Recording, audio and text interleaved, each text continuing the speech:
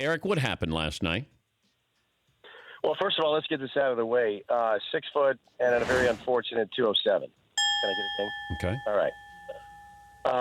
And I promise to behave. But last night was a lot of people were seeing this, and I was very curious to see that poll that McLevin put out there, because if 70% of us out there believe that this is a setback, and they might be right in saying that, I think that this is a culmination of about 20 years of an underlying problem that I think manifested itself last night on the field. So this is our opportunity to fix it, more so than anything else.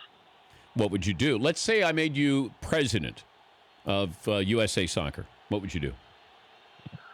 Well, where do you start, right? No, but I think you're teasing me, because that actually has been entertained. I've actually been asked to entertain that idea, and I'm strongly considering it. I'm not going to lie, but I think the relationship that exists right now with U.S. Soccer, and I guess all of the components, it needs to be a little bit more defined. I mean, I think with this kid, Christian Pulisic, kind of proves that this is a malfunctioning system. This is a kid who comes out of nowhere, Hershey, Pennsylvania, at the age of 16, and recognizes that he needed to get out of this country to get good. And that's a problem. That's a massive problem. But this, I guess the lasting image that I have right now is that kid's face. Our best soccer player that we've ever had, and I know you're going to have Landon on the show in a bit, and that might be a tough one for him to swallow, but this kid is the best soccer player we've ever had, and he's not going to get to play in a World Cup, and that's just sad. Do we not have the talent or know how to develop the talent? Well, it's a great question. I think the talent is out there, and that's another part of the problem. You asked me what I would do is if I were in charge of this thing, and I think that when in this country, the moment of the discovery of the talent is usually the moment where the destruction starts to happen, and that's a big problem, because in this country, I would argue that the talents and the abilities of our players now exceeds the knowledge of the coaching, and when that happens, our players are not either getting the right information or being afforded that opportunity to grow and become the players that they have the potential to be. So developing is a weird word, because I think Seton made a great point a couple of minutes ago about geographically how big our country is. It's a cultural problem, because you can't ask the kid from New Jersey to be just like the kid from Florida, and the kid from Florida to be the same as the kid in Dallas and the kid that lives right on the Tijuana-San Diego border.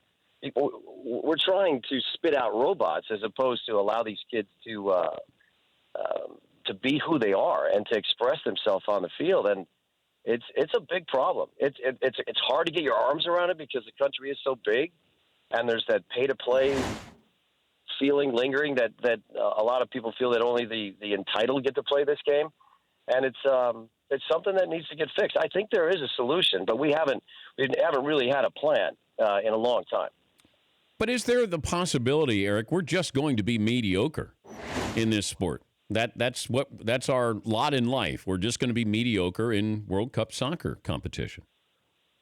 Well, if you really want me to be honest, I think we've married ourselves to mediocrity. And in that sense, I think that if we want to, go a different route, we are the sleeping giant, but we're our own worst enemy. We're the one hitting the snooze button. That we could be a massive force in this game, because we do have the talent, but I think some of the components of our infrastructure let us down. And I think when you get landed on, I mean, he's a great guy to ask this too, because here's a kid that comes out of Redlands and caught a lot of people by surprise. But ask him about his progression and how that happened for him at the age of 16, 17, 18, when he started to figure out, hey, I'm pretty good at this. How far can I take it? I think he was fortunate. He had some good people around him. He's Eric Wynalda, Fox soccer analyst, former Team USA player. But I look at this, and it's Trinidad and Tobago, which is about the size of San Diego, or population 1.7 million. Like it's the United States against San Diego, and San Diego won. Come on. Yeah, it's a rough thing to swallow, and aesthetically that doesn't look good. But I mean, let's ask ourselves this: let's put our all-star team for baseball, okay? Let's take our best players and let's put them up against the Dominican Republic and see how they do. It's not going to be the outcome you would expect, and that might be the same even now for Japan or Korea or Cuba, for that matter. The baseball and I mean, you call it the World Series, all the soccer, people will say, well, it's not really the World Series. It's just the United States. You didn't defeat the world. And in our sport, what surprises people is that countries that, the size of San Diego can get their act together on one night, on one occasion, and have this kind of result. And it's a punch in the face. It's a kick in the gut. This is bad. I mean, there's a lot of people out there very upset, but I think the light at the end of the tunnel is, a country like France, for example, they got knocked out of the '94 World Cup. People forget that. But they recognized that it was a time for change. They needed to fix things internally. And 4 years later, they were world champions, beating Brazil 3-0 in a final. So the opportunity's there. I think this, to use my previous analogy, this is the wake-up call. But why does Team USA, the women's team, do well, dominate, and the men don't? Well, I think the infrastructure of the collegiate system actually works for them because most of the countries that on the women's side, they're not as organized as we are. So when you got a bunch of women who are competing at the collegiate level, Division I level, and it's a very high level of soccer, they can come in fitter.